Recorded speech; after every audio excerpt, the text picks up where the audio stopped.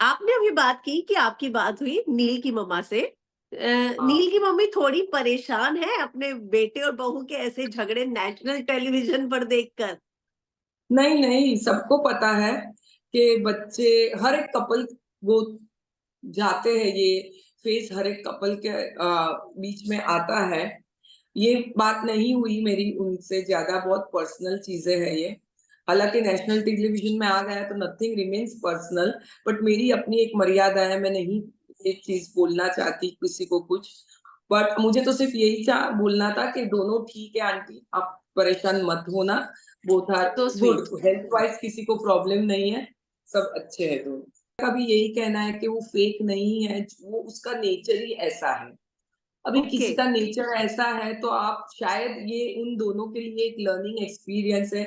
उनको ये पॉज़िटिवली हमें लेना चाहिए कि हम लोग में गुजराती में बोलते हैं जाग्या त्याथी सवार एंड आफ्टर या दैट साचू। Bashing by Salman sir, Aishwarya has changed a lot in that 10 lot. days. We all have seen it that she has understood that she cannot behave this way, which is very good.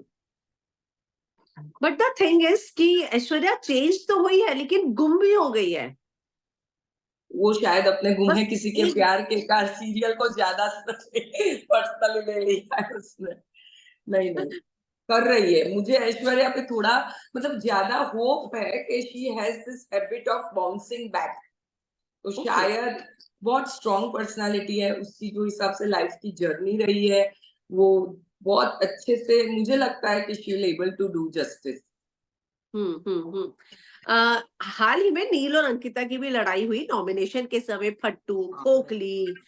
आप उस लड़ाई में देखिए, हम as a audience जब देखते हैं, लेकिन आप रहकर आई हैं तो आपको बहुत सारी चीजें ऐसी पता होती है जो हमने देखी भी नहीं। अगर आप उस लड़ाई का बैक भी पूरा स्टोरी सोचे समझे तो आपको क्या लगता है कि कौन सही जा रहा है कौन गलत? नहीं, एक्चुअली वो चारों विक्की, अंकिता, नील, ऐश्वर्या आपने जैसे देखा होगा फर्स्ट 4 वीक वो चारों ही एक-दूसरे को नॉमिनेट कर रहे थे।